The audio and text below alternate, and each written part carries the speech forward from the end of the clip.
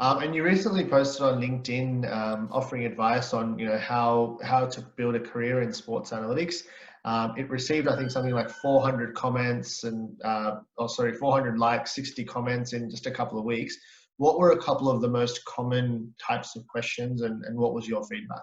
A lot of people didn't want to post their questions as comments, so I got more than 100 All DMs right. in terms of questions, especially within the sporting space. So that is something which was something interesting to know. When you do a small analytics of your post, people are actually cagey to ask their questions in public.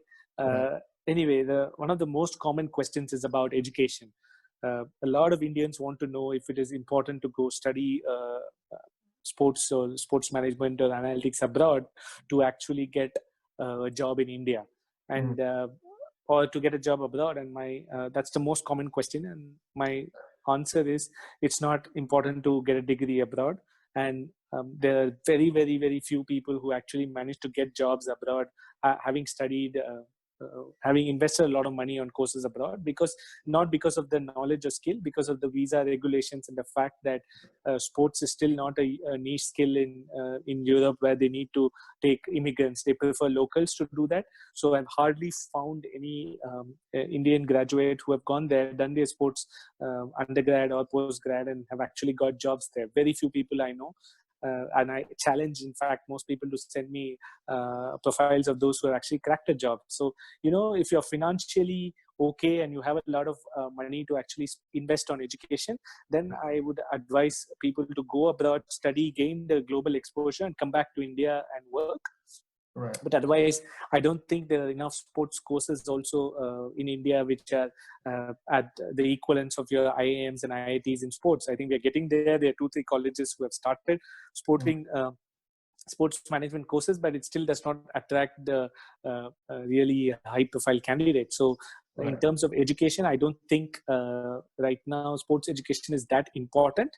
But what is more important is learning on the job and trying to build a network and trying to get hold of real life practical experiences. And there are a lot of sports jobs which are in terms of are taken over by freelancers. I think that's a good way to start. Anyway, money is going to be less. You might as well do freelance, dabble with a lot of things in sports. Within sports, there's just so much of verticals, if I might call it. You have analytics, you have technology, you have event management. So it's important that students know what they want to do. And that was the second question which I got from most people. They're not clear of what they want. They just want to get into sports, but they have no idea what they want. So that is something I keep advising them to try to have more clarity in the role. Like if you want to be a journalist, then it's easy for me to mentor them. If you want to be into analytics, it's easier. There's a part to take. Just getting into sports is not doesn't make it easy, because there's so much to do in sports, and you do have the really big companies and you have a lot of small startups. So how do you balance the two in your career is something I try to advise them. And those were the two major common questions: education and not knowing what to do in sports. Right. Okay. Well, that's really insightful, because I think you had a good sample size from all the people that would have contacted you.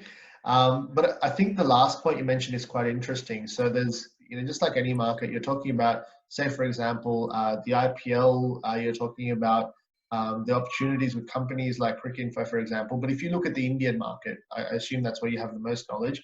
If you look at that market, obviously it seems like there's a lot of supply, in terms of the people looking for opportunities in this space.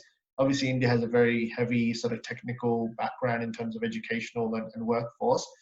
But do you think there's demand within the market to sort of to have these opportunities, whether it's not right now, but do you think there'll be enough demand in 2 to 5 years for a lot of the people that are looking to come through? Demand will come only if there's a complete change in structure. For example, the Philadelphia 76ers have a team of about 80 people working in their analyst team. And most NBA teams have about 30-40 people as their backroom staff for helping teams mine data and actually make sense out of the data and help in decision making. So if every team has the 30, 40 people, then you're talking of opportunities. But in India, the problem is, see, you have just 8 IPL teams, and that work is mainly for 2 months a year. We don't have a league structure yet. For us, it's mainly the national team, and the national team is just one team. So if you're looking at elite cricketing opportunities, it's just 9 teams. Yeah. And then you have your Ranji Trophy teams, you have your local league teams, and that's not very glamorous. At the same time, it doesn't pay you as much as it has to. So this is the biggest challenge. So unless the structure changes where you have more cricket happening all through the year, or the IPL teams realize that to succeed in those 2 months, we need a team of 10, 15, which manage players, which do a lot of things, or they buy teams in other leagues across the world, like what KKR have done.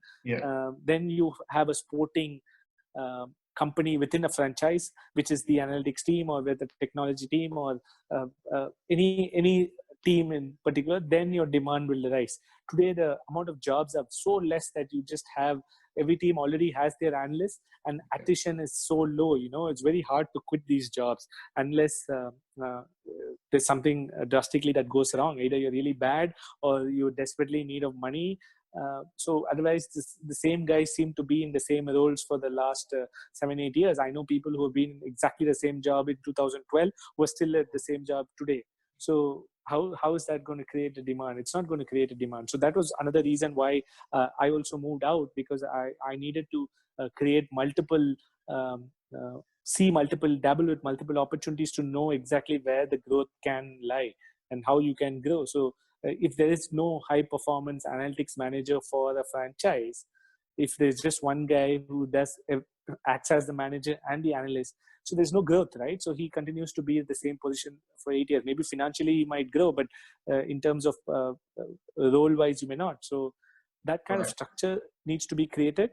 And I'm not only talking about cricket. Cricket is far more structured in the other sports. I see a lot of interest coming in football and basketball and athletics, etc.